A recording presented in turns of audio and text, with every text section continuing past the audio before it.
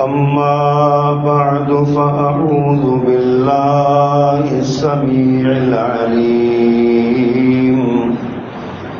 وبوجهه الكريم وسلطانه القديم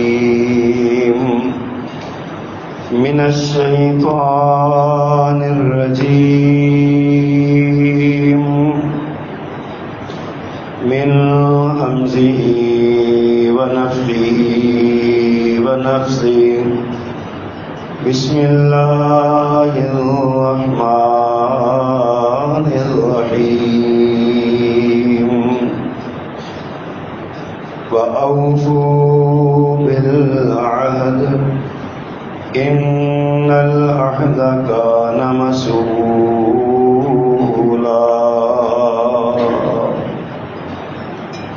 صدق اللہ العظیم. حمد و ثنا، تعریف و تسبیح، تکبیر و تحلیل، بڑائی، بزرگی، کبریائی کے سارے کلمات اللہ جل جلالہ کے لیے خاص ہیں. تو اکیلا ہی اس ساری کائنات کا بلا شرکت غیر یکتا و تنہا مالک و مختار ہے. اور درود و سلام امام الرسل، خطیب الانبیاء، سید ولد آدم، رسول محتشم، محسن انسانیت، سیدنا و مولانا محمد کریم علیہ التحیۃ والتسلیم وصلی اللہ علیہ وآلہ وسلم کی ذات گرامی کے لیے مختصر کلمات حمد و ثنا کے بعد، اسلام ایک کامل، اکمل، مکمل ضابطۂ حیات ہے. اسلامی تعلیمات کے بہت سے پہلو ہیں. کہیں پورے معاشرے کی اصلاح کے لیے تعلیم ہے، کہیں ذاتی انسان کی زندگی کی اصلاح کے لیے تعلیم ہے، کہیں والدین کے حقوق ہیں، کہیں اولاد کے حقوق ہیں، کہیں آجر کے حقوق ہیں، اجیر کے حقوق ہیں، راعی کے حقوق ہیں، رعایا کے حقوق ہیں. اسی طرح ان تمام شعبہ زندگی سے تعلق رکھنے والوں کے فرائض کا بھی ذکر کیا گیا. بڑی سادہ سی بات ہے کہ جو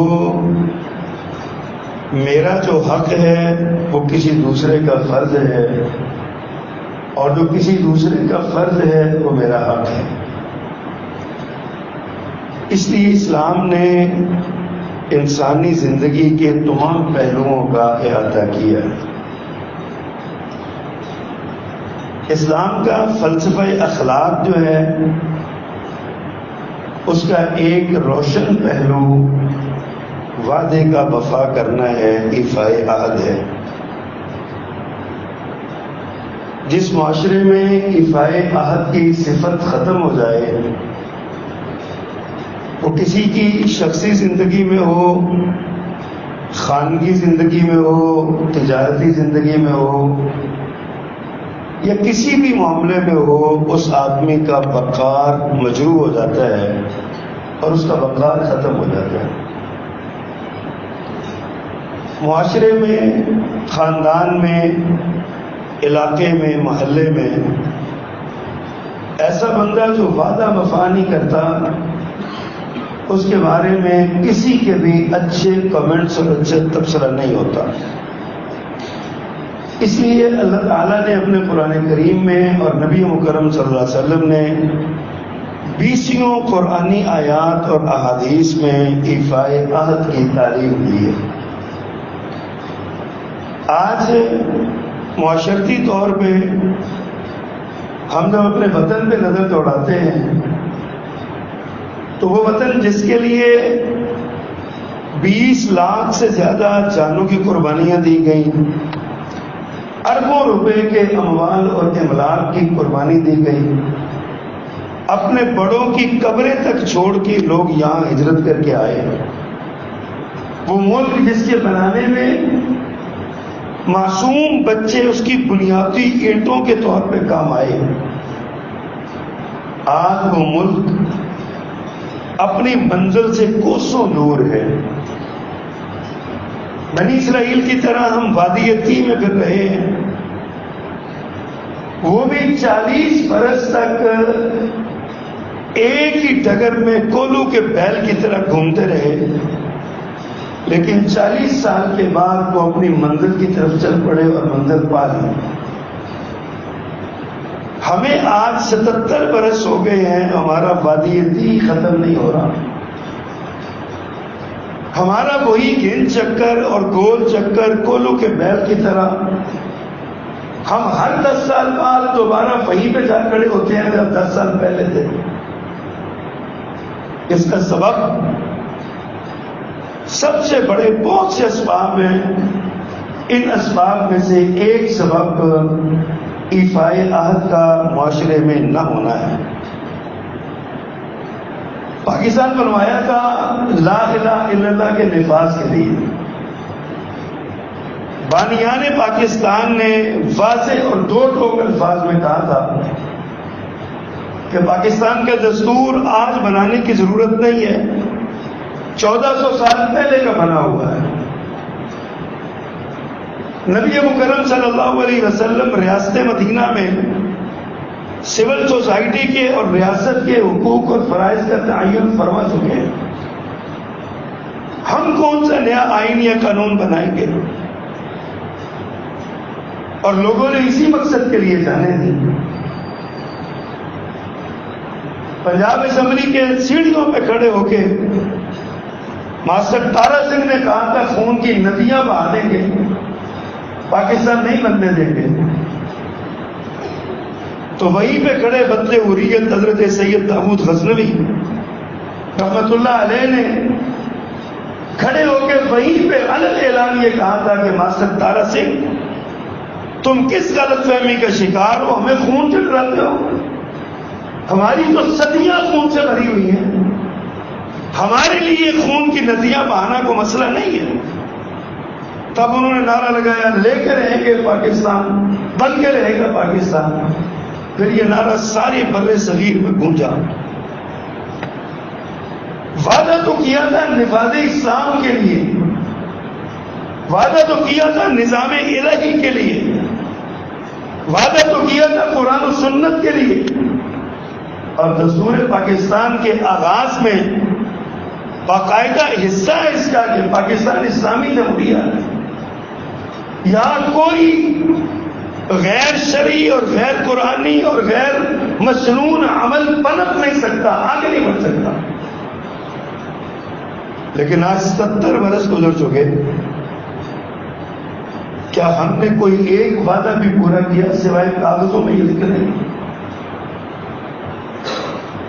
آج ہماری معیشت برباد ہے، ہماری سیاست عدم استحکام کا شکار ہے، ہمارا معاشرہ ٹوٹ پھوٹ کا شکار ہے، ہمارا خاندانی نظام تباہی کے دانے پر کھڑا ہے، ہماری نجی زندگیاں اس قدر بے چین اور بے قرار ہیں کہ آئے روز خودکشی کی خبروں سے پتہ چلتا ہے کہ وطن عزیز میں خودکشی کی شرح بہت بڑھ چکی ہے. عدالتوں میں دیکھ لیں، جا کے کچہریوں میں چلے جائیں، تھانوں میں چلے جائیں، ہمارے حالات کیا ہیں.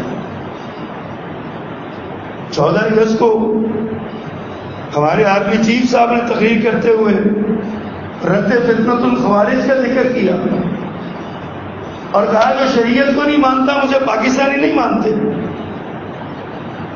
کاش کہ یہ بات ہم نے 70 سال پہلے سے ہی اپنائی ہوتی، اسی وقت سے ان نظریات کو اپنایا ہوتا. دو قومی نظریے کی بنیاد پر اگر ہم چلے ہوتے تو آج یہ خوارج جیسے فتنوں کا سامنا ہمیں نہ ہوتا. وہ خوارج جو مسلمانوں کو کافر کہتے ہیں، جن کے بارے میں نبی کریم صلی اللہ علیہ وسلم نے ارشاد فرمایا تھا یہ تم میں سے سب سے زیادہ قرآن پڑھنے والے ہوں گے، سب سے زیادہ عبادت اور تہجد گزار ہوں گے، لیکن فرمایا قلبم من کلاب النار، فرمایا جہنم کے کتوں میں سے کتے ہوں گے. وہ خوارج آج 70 سالوں بعد چیف صاحب کو خیال آ رہا ہے کہ ان کا رد کرنا ہے، اس فتنے کو ختم کرنا ہے، 70 سال پہلے سے کیوں اس کو ختم کیا؟ بات وہی ہے کہ ہم نے کفایات نے کیا. اللہ سبحانہ و تعالیٰ نے فرمایا وَأَوْفُوا بِالْعَهْدِ، وعدوں کو پورا کرو. ان العہد کان مسئولا، وعدوں کے بارے میں سوال کیا جانا ہے، پوچھا جانا ہے. ایک اور مقام پہ فرمایا، خود اللہ نے اپنی طرف نسبت فرمائی، ان اللہ لا یخلف المیعاد، اللہ وعدے کی خلاف ورزی نہیں کرتا. جب اللہ کسی وعدے کی خلاف ورزی نہیں کرتا تو اللہ کی مخلوق کو کس نے اختیار کیا یہ پتہ چلا گیا. حضرت اسماعیل علیہ السلام اللہ کے جلیل القدر انبیاء میں سے ذبیح اللہ ہے، ان کا ذکر اللہ نے قرآن میں کیا. فرمایا وَاذْكُرْ فِي الْكِتَابِ اسماعیل انه كان صادق الوعد، انه كان صادق الوعد وكان رسولا نبيا. فرمایا اسماعیل کا کتاب قرآن میں ذکر کرو، وہ وعدوں کے سچا کر پورا کرنے والا نبی تھا، اللہ کا نبی تھا، رسول تھا، لیکن وعدوں کا پورا صادق الوعد، وعدے کا سچا اور پکا تھا. گویا کہ یہ اتنا اخلاق بلند ہے کہ یہ انبیاء کی صفت کا وعدہ پورا کرنا. خود اللہ نے اپنے بارے میں فرمایا کہ میں وعدہ خلافی نہیں کرتا. ان اللہ لا یخلف المیعاد.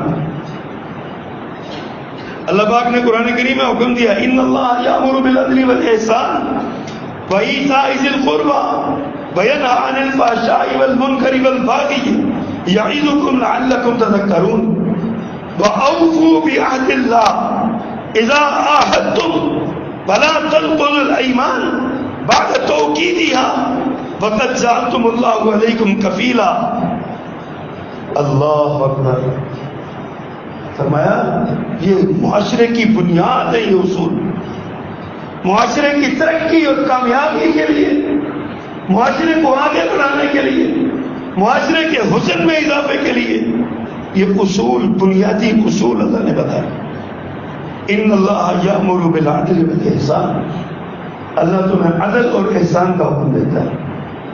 عدل ہوتا ہے پورا پورا دینا. آپ نے کسی چیز خریدی 100 روپے کی 100 روپے دے دینا.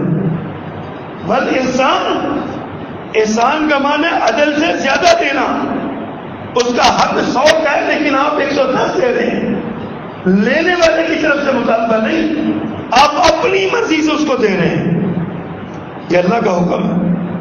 وَإِيتَاءِ ذِي الْقُرْبَى وَيَنْهَى عَنِ الْفَحْشَاءِ وَالْمُنكَرِ، قریبیوں کو، رشتہ داروں کو صلہ رحمی کرنا، رشتہ داروں کو عطا کرنا، دینا. اور اللہ تمہیں فحشاء سے، منکر سے، بغاوت سے منع کرتا ہے. حکم دیتا ہے عدل کا، احسان کا، ایتاء ذی القربیٰ کا.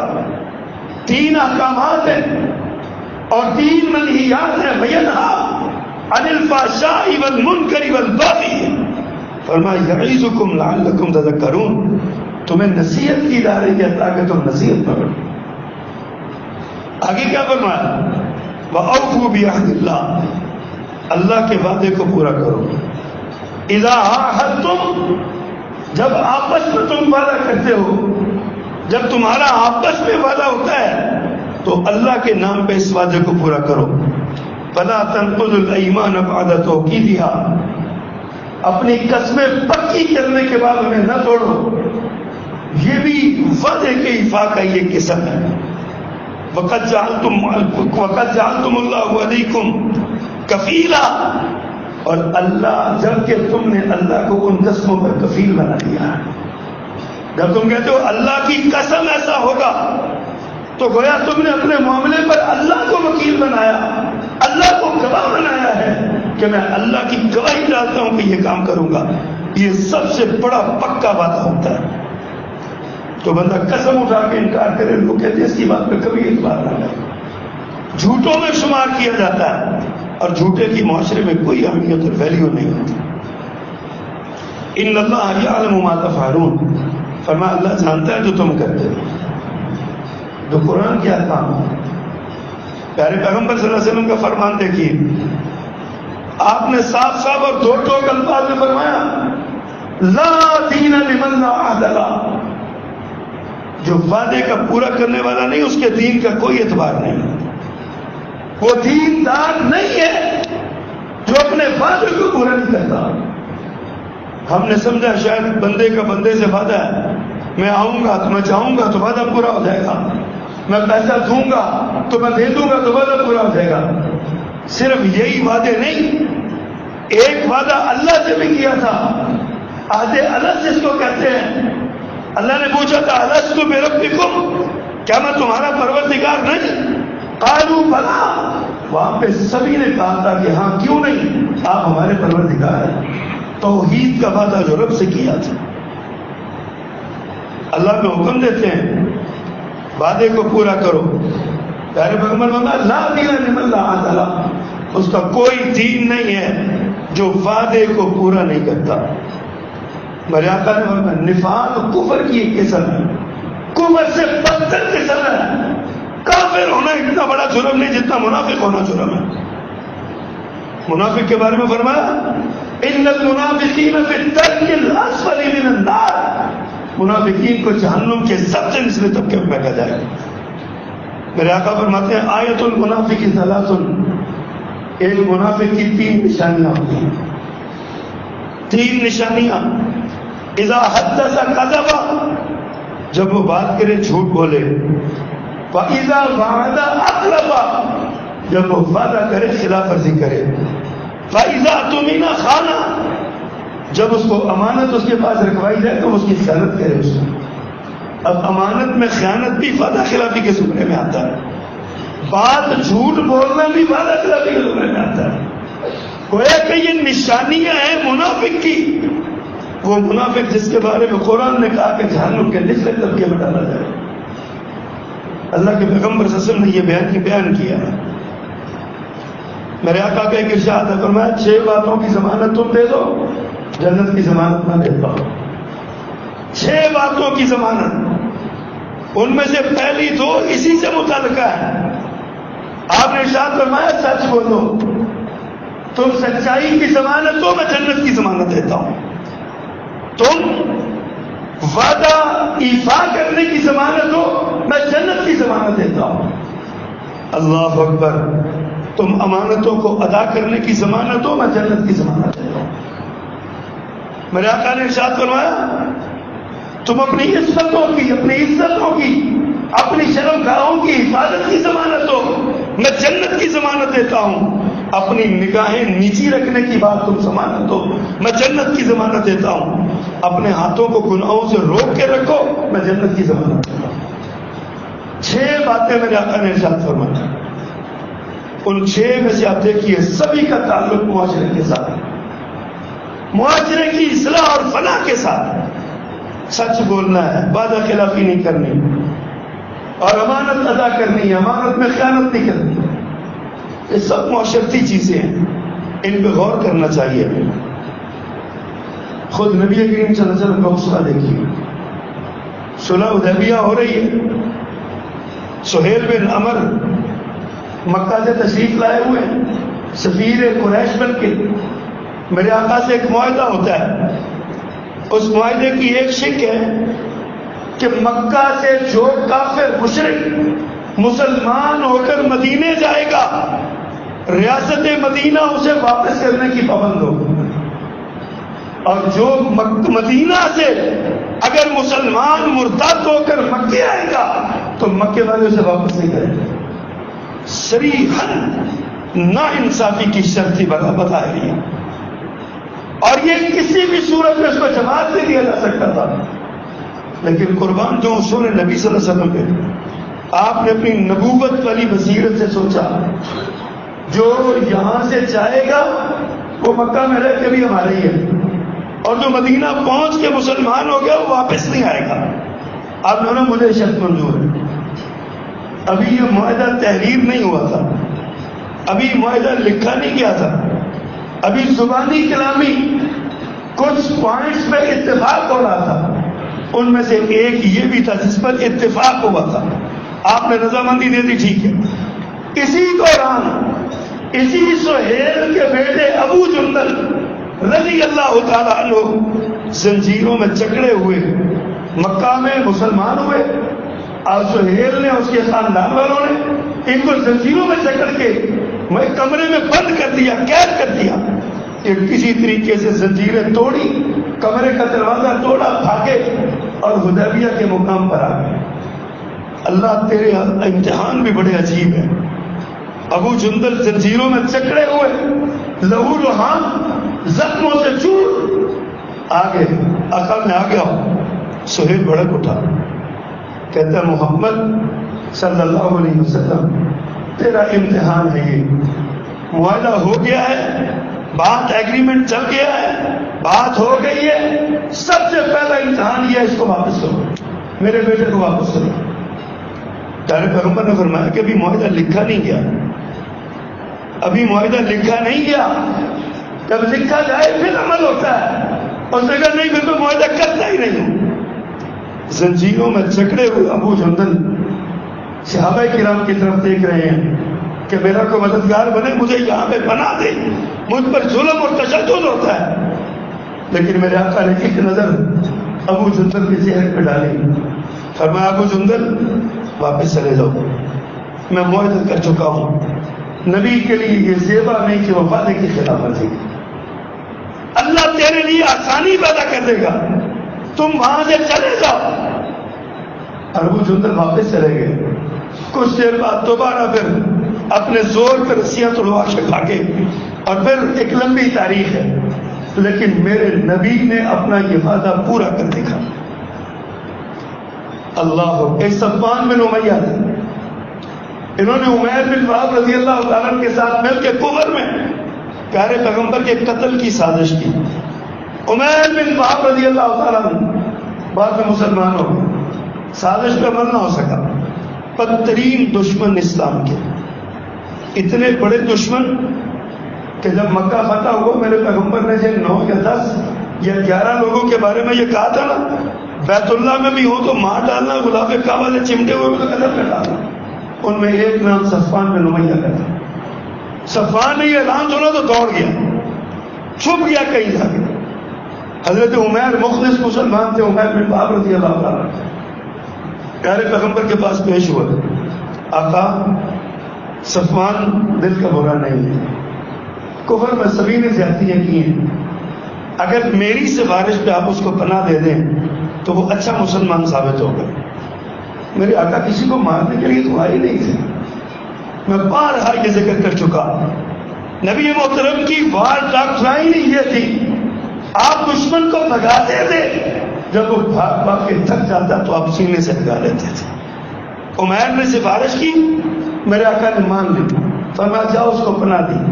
عمیر ڈھونڈتے ڈھونڈتے صفوان کے پاس پہنچے، صفوان کو لیا، کہا اللہ کے نبی نے تجھے پناہ دے دیا، تجھے قتل کو نہیں کرے گا۔ صفوان کو لے کے عمیر پیارے پیغمبر کے پاس آیا، صفوان دل سے گھبرایا ہوا ہے، آقا کا حکم ہے مار ڈالنا۔ پیش ہوا، سب سے پہلا سوال یہی کیا، کیا آپ نے مجھے امان دی ہے، وعدہ وفا کریں گے؟ میرے آقا نے فرمایا نبی اپنے وعدے کی خلاف ورزی نہیں کرتا، میں نے تم کو امان دی۔ امان مل گئی، سوچنے لگا، کہتے علی مجھے کچھ موقع دیں، میں اسلام کے بارے میں سوچنا چاہتا ہوں۔ میرے آقا نے فرمایا کتنا چاہیے؟ کہا کہ 2 مہینے دے دیں۔ فرمایا تمہیں 4 مہینے دیے، 4 مہینے سوچتے رہو، اسلام کے بارے میں پرکھو، دیکھو۔ اسلام دلیل کا مذہب ہے، اسلام دلیل کی بات کرتا ہے، سنی سنائی باتیں نہیں کرتا۔ اللہ اکبر۔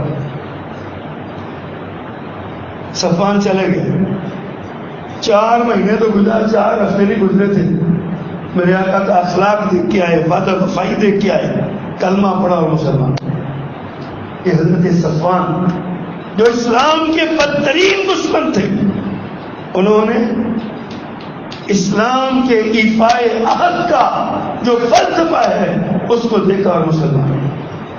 سوچنے والی بات، غور کرنے والی بات۔ اس سے بھی آگے بڑھ کر جنگ بدر ہو رہی تھی، میدان سجا ہوا تھا، ایک طرف 1000 کا لشکر تھا، ایک طرف صرف 300 یا 300 سے کچھ اوپر، بعد میں زیادہ تر مفسرین 313 بتاتے ہیں، کنفرم فگر نہیں ہے، 300 سے کچھ اوپر لوگ تھے مسلمان، یہ جنگ کی تیاریاں کر رہے ہیں، ایک ایک بندے کی ضرورت ہے، ایک ایک بندے کی ضرورت ہے۔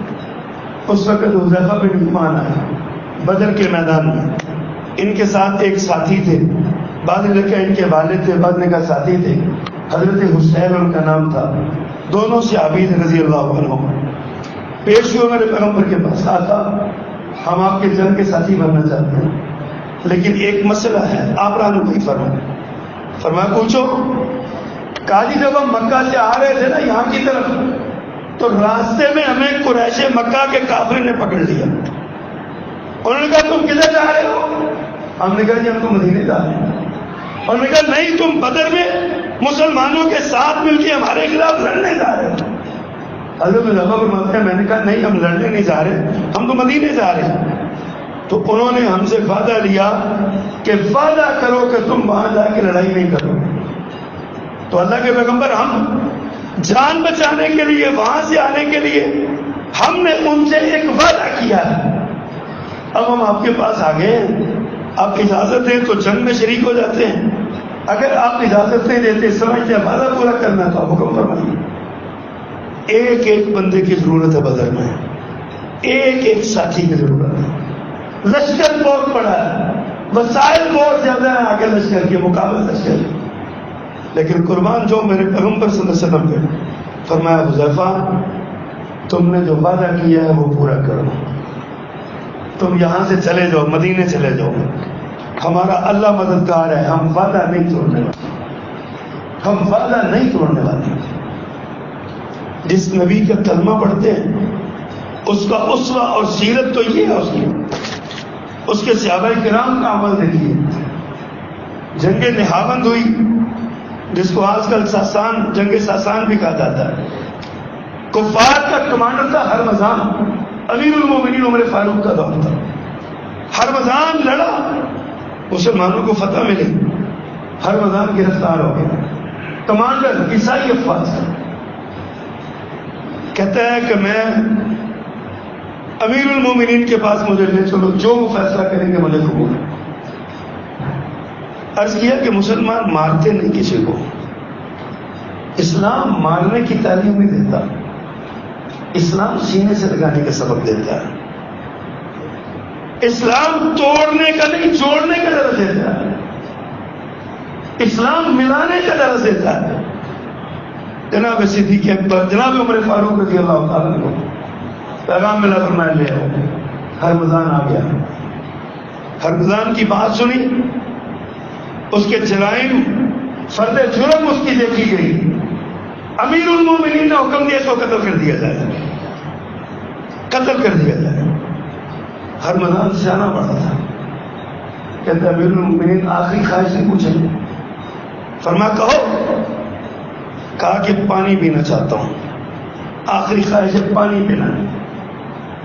حضرت نے حکم دیا تو قتل سے پہلے پانی پلا دو، پہلا ہاتھ میں پکڑا ہے، پی نہیں رہا، ایسے جیسے خوف ہے، کب کبھی ہے، اسے پیتے کیوں نہیں؟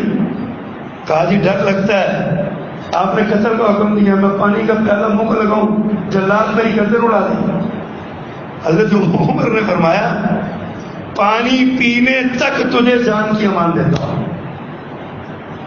پانی پینے تک تجھے جان کی امان دیتا ہوں۔ ہرمزان نے پیالہ زمین پہ گرا دیا، پیالہ زمین پہ گرا دیا، کہا یہ کیا کیا، پانی نہیں پیتے؟ امیر المومنین آپ نے ضمانت دی ہے، جب تک پانی نہیں پیوں گا آپ نہیں ماریں گے، میں نے پانی گرا دیا، مجھے مار نہیں سکتے۔ سیدھا سیدھا فراڈ ہی تھا نا، دھوکہ ہی تھا نا، لیکن اس نے کیا۔ امیر المومنین عمر فاروق رضی اللہ تعالیٰ نے اپنی زبان کا، اپنے وعدے کا پہرا دیا، فرمایا ہرمزان کو چھوڑ دو۔ ہرمزان وہاں سے نکلا تو 2-4 مہینے بعد پھر واپس آئے، امیر المومنین کلمہ پڑھا، یہ مسلمان ہوتا، یہ مسلمانوں کی وعدہ وفائی اور وعدہ پورا کرنے کا ایک طریقہ تھا۔ اللہ اکبر، عمر بن مادی کرب رضی اللہ تعالیٰ عنہ صحابی رسول ہیں، حضرت عمر کو اپنی داستان سناتے ہیں جاہلیت میں. کہتے ہیں میرے ایک شخص سے دشمنی تھی، ہم دونوں ایک دوسرے کے قتل کے درمیان تھے. ایک سفر میں جا رہا تھا تو میں نے دیکھا کہ ایک اونٹ بیٹھا ہے اور اونٹ میرے اس دشمن کا ہے جس کو میں نے مارنا ہے، اور اتفاق سے مل بھی مجھے وہ اکیلا گیا. کہتے ہیں میں اس کے اونٹ کے پاس گیا اور میں نے دیکھا وہ سائڈ پہ بیٹھا پیشاب کر رہا تھا. کہتے ہیں میں نے اس کو آواز دی، میں نے کہا او دشمن تیار ہو جاؤ، تمہارا وقت آ گیا، تم میرے قابو ہو گئے ہو. تو یہ بھی اپنی سواری کے سوار کے عمر بن مادی کرب وہ وہیں سے بیٹھا بیٹھا کہتا عمر زیادتی ہے، یہ کوئی طریقہ تو نہیں ہے نا، تم سوار ہو میں زمین پہ بیٹھا ہوں، اس طرح تو نہیں مارا جاتا. عمر کہتے ہیں جاؤ تمہیں اونٹ پہ سوار ہونے تک پناہ دیتا ہوں، آؤ اونٹ پہ سوار ہو پھر لڑائی ہو. وہ وہاں سے چلتا ہوا آیا جہاں بیٹھا پیشاب کر رہا تھا، وہاں سے آیا اور اونٹ کے ساتھ ٹیک لگا کے اپنے گھوڑے پہ ٹھیک کر کے بیٹھے. عمر کہتے ہیں سوار کیوں نہیں ہوتے؟ وہ کہتے ہیں اب میں کیوں سوار ہوں، تو نے پناہ دی ہے، جب تک سوار نہیں ہوگے ماروں گا نہیں. عمر بن مادی کرب حضرت عمر امیر المومنین کو یہ قصہ سناتے ہیں اور بڑے تعجب سے کہتے ہیں اس طرح اس نے اپنی جان مجھ سے بچا لی، میں نے وعدہ پورا کر دیا. دور جاہلیت میں بھی اس بات کا اہتمام ہوتا تھا، لوگ اپنے وعدے پورے کرتے تھے. لیکن آج بدقسمتی یہ ہے کہ آج ہماری نظر میں وعدے کی اہمیت کو نہیں. سیاسی رہنما کہتے ہیں وعدہ پورا کرنا قرآن و سنت تو نہیں. بھائی جان وعدہ پورا کرنا قرآن و سنت ہے، عین قرآن و سنت ہے وعدہ کا پورا کرنا.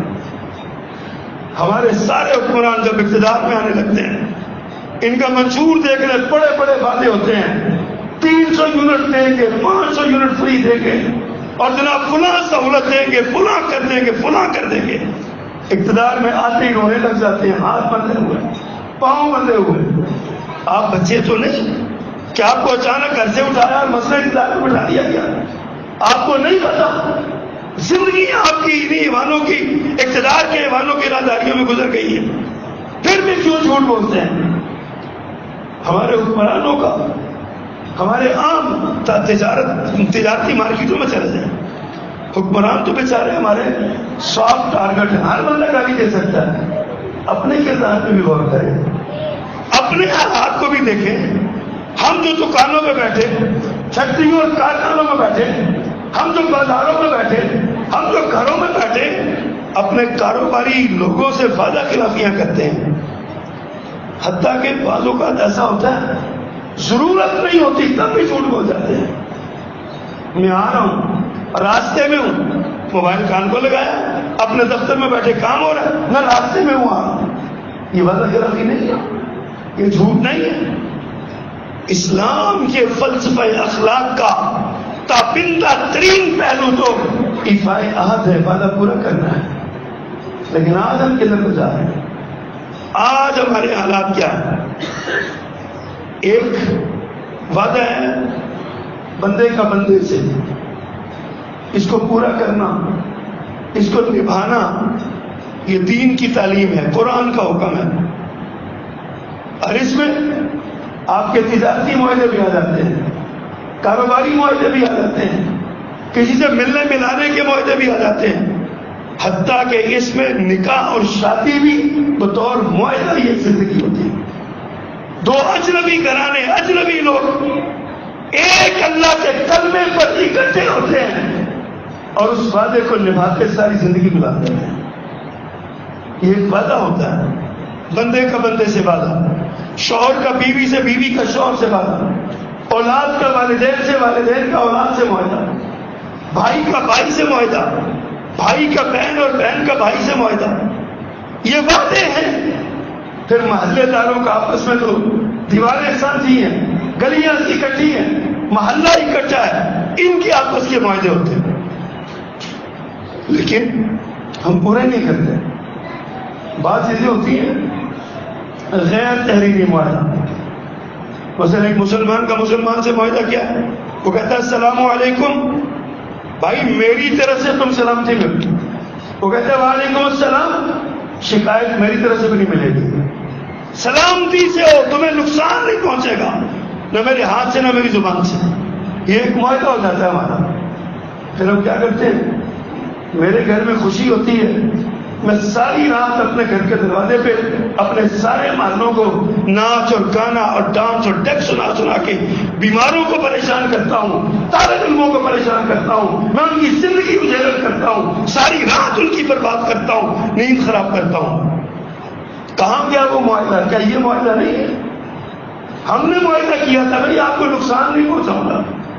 میری نیند خراب کر دی، میری بیماری بڑھا دی، میری تعلیم خراب کر دی، میرے مطالعہ کا نظام خراب کر دیا، میرے فجر کی نماز یا تہجد کی نماز خراب کر دی. تو یہ سلامتی کہاں گئی؟ معاہدے کی خلاف ورزی ہو گئی. کاروبار کرتے ہیں آپ، میں فلاں دن آپ کو یہ مال بھیج دوں گا، فلاں دن گزر جاتا ہے، آگے 8 دن اور گزر جاتے ہیں، بھیج دوں گا یار، اس بار اس ہفتے کو بھیج دوں گا. اور جب مال بھیج دیا جاتا ہے پھر اگلا پیسے نہیں بھیجتا، پھر وہ روتا ہے پیسے نہیں بھیجتے، بھیج دیتا ہوں، پیسے نہیں بھیج دیے ہیں، چیک کرو، کچھ بھی نہیں ہوتا. اچھا پتہ نہیں کوئی سسٹم کا مسئلہ ہوگا اس لیے پیسے نہیں ملے آپ کو. لڑکا نکلا ہوا پہنچنے والا ہے، جیب میں پلے نہیں ہوتا، لاکھ روپے کا فائدہ ہوتا ہے اور لڑکا بھیجا ہوا ہوتا ہے. کیا ہے یہ سارا؟ اللہ کہتے ہیں اوفوا بالعہد، اپنے وعدوں کو پورا کرو. اور ہماری نظر میں اس کی ویلیو ہی کوئی نہیں ہے، کوئی حیثیت ہی نہیں. اور پھر اس سے بھی آگے بڑھ کے ایک معاہدہ بندے کا اللہ سے. بعض حدیث میں آتا ہے اللہ فرماتے ہیں میرا حق بندے پہ یہ ہے، بندے کا حق مجھ پر یہ ہے. گویا ایک وعدہ اللہ کا بندے سے، دوسرا بندے کا اللہ سے. اللہ تو اپنے سارے وعدے پورے کرتا ہے، بندہ کیوں نہیں کرتا؟ اللہ نے فرمایا وعدہ لیا تھا میرے ساتھ کسی کو شریک نہیں بناؤ گے. آج کون سا شہر ہے جہاں شرک کے اڈے نہیں کریں؟ بڑے بڑے درباروں مزاروں بزرگوں کے نام پہ شرک کے مراکز قائم کیے ہوئے اور حکومتی سرپرستی حاصل ہے. گزشتہ روز وفاقی وزیر خزانہ، وفاقی وزیر خارجہ اور نائب وزیر اعظم جناب اسحاق ڈار صاحب کا ایک بیان دیکھا. اللہ ہدایت دے ان لوگوں کو.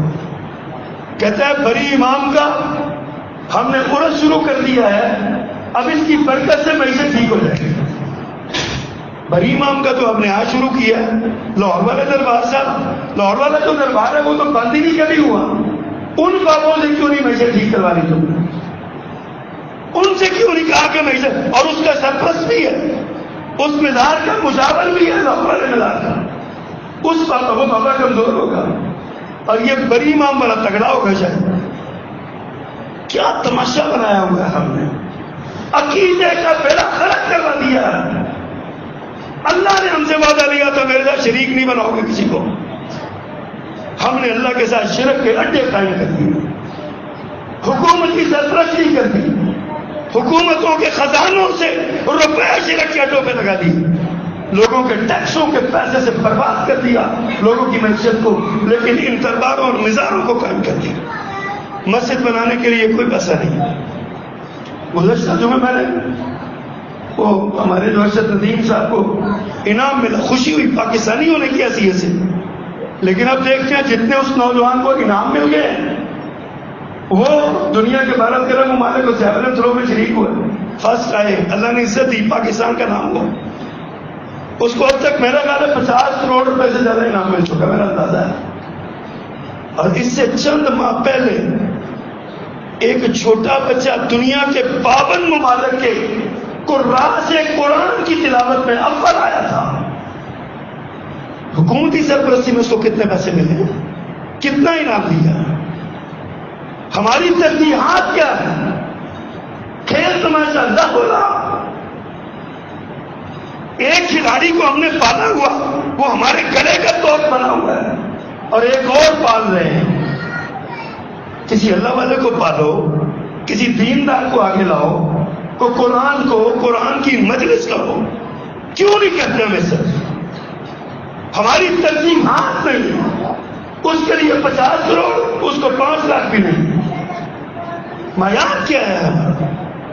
اللہ سے وعدہ نہیں کیا پورا، اللہ نے کہا وہ بالعہد، وعدہ پورا کرو، ان العہد کان مسئولا، وعدے کے بارے میں سوال کیا جائے گا، ان وعدوں کے بارے میں سوال کیا جائے گا۔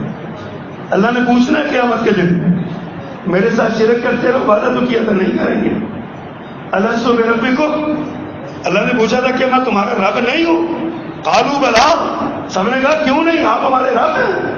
اللہ نے کہا اس پر گواہ رہنا، میں بھی گواہ ہوں، تم بھی گواہ رہنا، یہ وعدہ کر کے مجھ سے جا رہے دنیا میں شرک کے اڈے بنا دیے، شرک کو فروغ دینا شروع کیا۔ وعدہ کیا تھا محمد سے وفا کریں گے صلی اللہ علیہ وسلم، آقا سے وفا کریں گے، ہم نے وفا یہ کی، آقا تیرے نام پہ جان بھی قربان ہے، لیکن تیری سنت پہ عمل نہیں کر سکتے ہم، تیرے دین کو نافذ نہیں کر سکتے ہم، تیرے نام پہ جان قربان ہے۔ غلامی یہ رسول میں موت بھی قبول ہے، یہ نعرہ ضرور لگاتے ہیں، غلامی قبول ہے لیکن سنت پر عمل قبول نہیں، میرے نبی کا دین نہیں نافذ کرنا، سونے نبی کا اسلام جو آپ نے مدینہ میں نافذ کر کے دکھایا وہ نہیں نافذ کرنا۔ وعدے کی خلاف ورزی یہ بھی ہے، محمد الرسول اللہ صلی اللہ علیہ وسلم سے غداری اور دھوکہ یہ بھی ہے، اپنے عمل سے کہیں نہ کہیں، لیکن زبان سے کہیں نہ کہیں، عمل سے ہم یہی ثابت کر رہے ہیں۔ ہماری ترجیحات میں نہ اللہ ہے، نہ اللہ کا رسول ہے، نہ اللہ کا دین ہے، نہ اللہ کا قرآن ہے، ہماری ترجیحات میں دنیا ہے، دنیا دنیا دنیا، دنیا کے لیے جیتے ہیں، دنیا کے لیے مرتے ہیں، دنیا کے لیے کماتے ہیں، دنیا کے لیے خرچ کرتے ہیں، اس کے علاوہ ہمارا کوئی معیار اور کوئی اسٹینڈرڈ نہیں۔ حضرات اپنے ملک کو ترقی دینا چاہتے ہیں تو درباروں کو ترقی نہ دیں، شرک کے اڈوں کو ترقی نہ دیں، شرک کے مراکز نہ کھولیں۔ اگر اپنے ملک کو ترقی دینا چاہتے ہیں تو اپنی معیشت سے سود کو ختم کریں، کیونکہ یہ میرے اللہ کا حکم ہے، یمحق اللہ الربا ویربی الصدقات، اللہ سود کو مٹاتا ہے اور اللہ صدقات کو بڑھاتا ہے، یہ اللہ کا حکم ہے۔ فرمایا جو اللہ کے اس قانون کو نہیں مانتا، اللہ اس سے جنگ کے لیے، وہ اللہ سے جنگ کے لیے تیار ہوتا ہے۔ ہم اللہ سے جنگ کے لیے تو تیار ہیں، لیکن شرک کر کے اللہ سے جنگ، سود کے ذریعے اللہ سے جنگ، فلاں سے اللہ کے ذریعے اللہ سے جنگ، اور اللہ کی بات مان کے اللہ کو راضی کرنے پہ ہم تیار نہیں۔ وَأَوْفُوا بِالْعَهْدِ إِنَّ الْعَهْدَ كَانَ مَسْئُولًا، پھر اللہ نے فرمایا وعدوں کو پورا کرو، وعدوں کا پورا کیا جانا یہ اس کا سوال ہوگا۔ اللہ سبحانہ و تعالی ہمیں اس کی توفیق عطا فرمائے۔ سبحان ربک رب العزت عما یصفون وسلام علی المرسلین والحمد للہ۔